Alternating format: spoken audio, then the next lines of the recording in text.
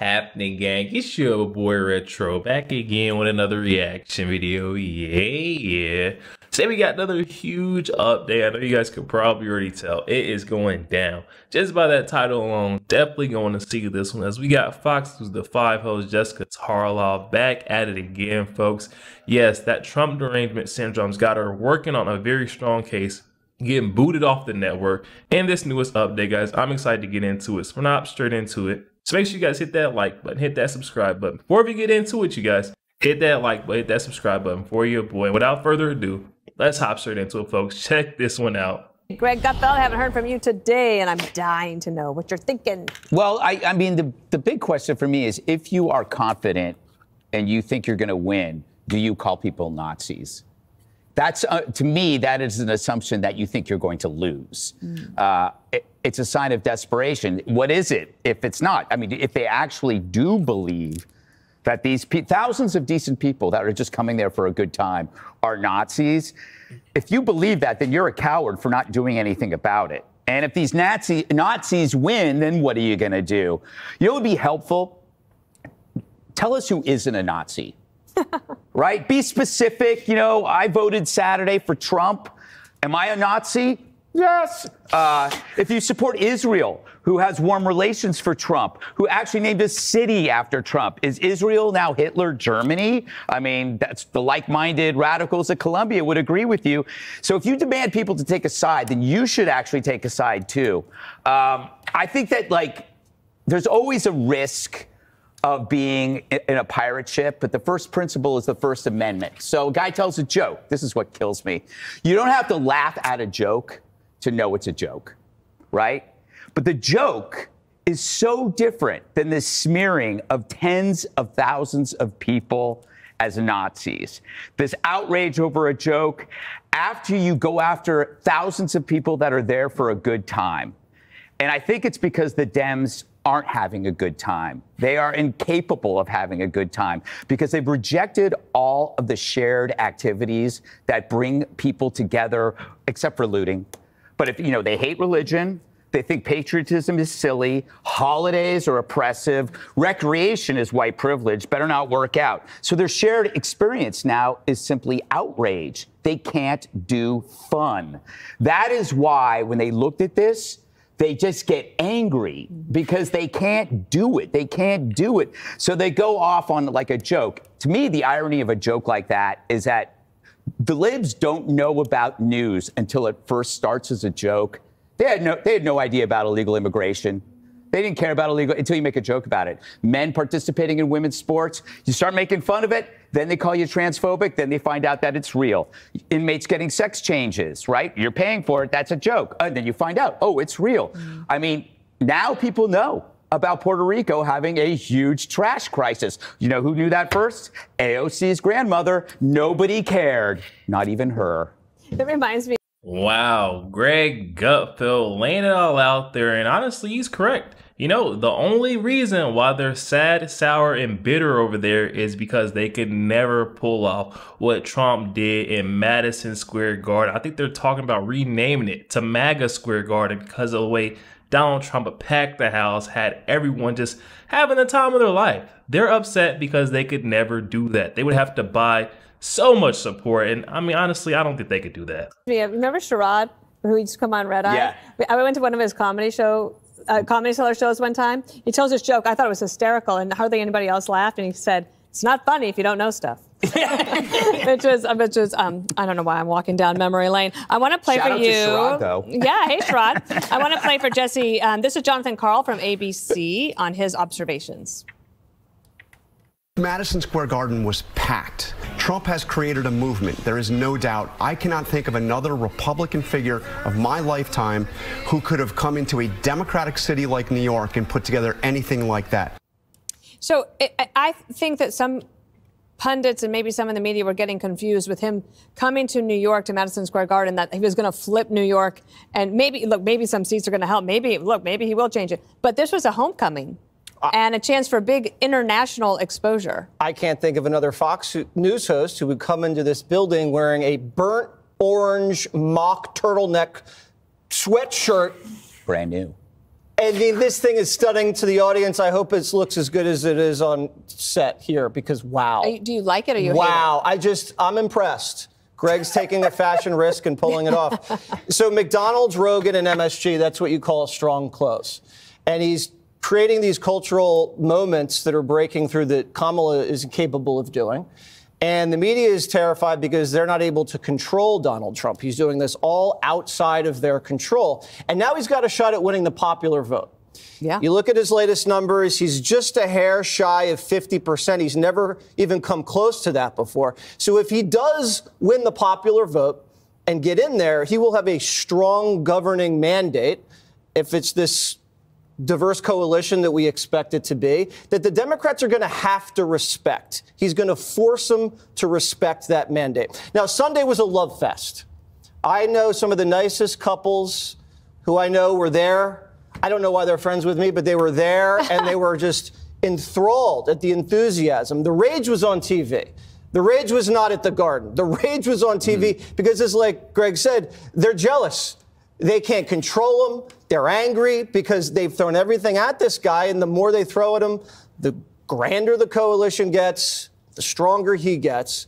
And demographically, you saw minimum wage workers to billionaires, black, white, Hispanic, Asian, men, Jews. women. I saw Jewish flags next to MAGA Muslims. You don't see that at a Kamala Harris event, ever. He's bringing all sorts of people together. Wow. And you don't hear a lot of crowd size cracks anymore, do you? Remember a couple weeks ago, Kamala making fun of the crowd size? You don't really see that much anymore. You see a growing movement. She doesn't have a movement. This is a growing common sense movement. I just would hope that people could maybe come along for the ride instead of running against common sense. The names on the roster were insane. You have Musk, Tucker, RFK, Vivek, Tulsi Vance, Dr. Phil, Dana White, Hulk Hogan, and Melania. So if Trump's the star, you got guys that can distribute the basketball, hit threes, rebound. It is a winning team. And I'm 100%. not looking at you, Jessica. 100%. Jesse Waters is spot on saying Donald Trump is on the winning team. I mean, come on now, packing out MSG, no buses, no paid supporters. This is all authentic, true, and genuine. I mean, come on, y'all. Come on. We will look at you, Jessica, and thank you. Take it wherever you want, because I look at this and think the fascist closing argument that Kamala Harris was trying does not seem to be working or sticking. Maybe I'm wrong. Well, there's evidence in the polling, certainly, that's come out in the last 24 to 48 hours that it is working for her. And in terms of early voting as well, Gen Z voting is almost at the 2020 levels, and we're not even through early voting. So there's a lot of good signs for all of that. And I don't want to sit up here and diminish. I'm just going to stop for a second and say Jessica Tarlov was nowhere to be found when those polls were reflecting that Kamala Harris is losing support, tremendously. She was nowhere to be found. Now she's saying the last 24 to 48 hours, this rhetoric that Kamala Harris is pushing, it is working with the voters. I mean, come on, you guys. She is lost, proving she's in that false reality. Listen to her, y'all. Voting is almost at the 2020 levels, and we're not even through early voting. So there's a lot of good signs for all of that. And I don't want to sit up here and diminish the joy that thousands of people had last night going to see Donald Trump at that rally. I was talking to a friend who's a reporter who was in the room who said it's full of incredibly nice, generous people who were there to have a good time. And I think that that's important. I completely separate the people who support Donald Trump from things that I think about the character of Donald Trump or how his policies might affect the country. But I think that it is absolutely crazy to try to make this about not having a good sense of humor about Tony Hinchcliffe's joke. So the Bulwark just reported before we got. I love that. That's my favorite. Bulwark. Go ahead. Okay, Mark Caputo, who is a reputable reporter. It doesn't matter either way. This has been confirmed that he originally was going to do a joke where he called Kamala the C word, and the campaign saw that, and they asked him to take it out, which he complied with. And that indicates that they saw his joke list. Now, if this was a joke saying Puerto Rico is a floating island of garbage and he ad-libbed it, that's fine. But maybe if you saw, Are you a fan of roasts? I remember you loving the Tom Brady roast. I was about to say, I in fact thought Hinchcliffe was one of the funnier people at Tom Brady's roast. But a comedy show and a closing message political rally are very different. And you want to do no harm with 8 days left to go. And it's very clear that harm was done. And you know that because Republicans came out right away flipping out about this. Rick Scott posting, Anthony D'Esposito, who is a congressman in Suffolk County, immediately said, absolutely not to this. Puerto Ricans are great. He's Puerto Rican himself. Marco Rubio came out. He was trying to defend the larger message, but he said Puerto Ricans are good people. And the Kamala Harris campaign is reporting that they haven't seen something break through like this comment has yet in the campaign. They're talking about Bad Bunny. This is to cover up the fact that they're calling everybody Nazis. No, well, come on. No, it's not. You want to talk about that because that makes us seem insane. You did not even address that. The fact that your side is calling everybody Hitler and Nazis, and you're choosing to talk about a joke. No, you are better than that. No. Every show I say, I don't want to hear about Hitler unless we're talking about Hitler. This was not about 1930s Germany. But you did have Stephen Miller stand up there and say, America is for Americans only. That is the kind of rhetoric that does echo the 1930s. Well, and that's who's America for then, Jessica? Who should we be for? The rest of the world or us? America first or last? They're so lost. I mean, that's the point that everyone on the right is, you know, in it. Everyone is getting behind Donald Trump's common sense campaign is saying, I mean, America first. How do we get this through these folks' head that we need to put our folks here at home, where we live and our children live first? I mean, we have to be put first, not on the back burner. I feel like that is what Jessica Tarlov, these folks on the left, always think, you know, we put America last. We need to let everyone be. No, we need to put ourselves first, make sure we're good on the home front. And then we start looking out to take care of others. I mean, it just doesn't make sense. Come on now. Who should we be for? The rest of the world or us? America first or last? It's not about first or last. Yes. It is. It's about sending a xenophobic message out to the world. Go ahead and the judge was there. You had front row seat. Tell us more. The judge is there. Yeah, I was there. I was there for 6.5 hours. Oh my God. It was a good time. It started with a national anthem, one of the most beautiful versions of the national anthem I've ever heard. Mary Billman's great. Yes, a black opera singer. She's fabulous. The whole event was nothing but energized. The place lit up based upon the people there. Everyone was there. It was a microcosm of the United States. Black, white, young, old, rich, poor, you know, Asian, Hispanic, black. It didn't matter. You saw Israeli flags. There was someone there from the Holocaust who survived the Holocaust. This was so far from what the Democrats want America to believe it to be. And Donald Trump came out and he gave the most optimistic message. He said, I'm positive about the future for America. He said, you know, what I'm interested in making sure that we have tax breaks for caregivers, which I expect Kamala to copy in the very near future. Literally, but it was something that was just like Jonathan Karl said. It was unbelievable that Donald Trump, they were packed to the gills. They were 10 deep going into the Garden in New York City. And no fights, no nothing. It was just joyous. And the amazing part of it is that, you know, when they want to say that this was a Nazi rally, I mean, they insulted everyone at that place. And everyone who was in the Garden was thrilled with the exceptional speakers, Elon Musk, Vivek Ramaswamy. Jesse, you mentioned who they were, Dana White.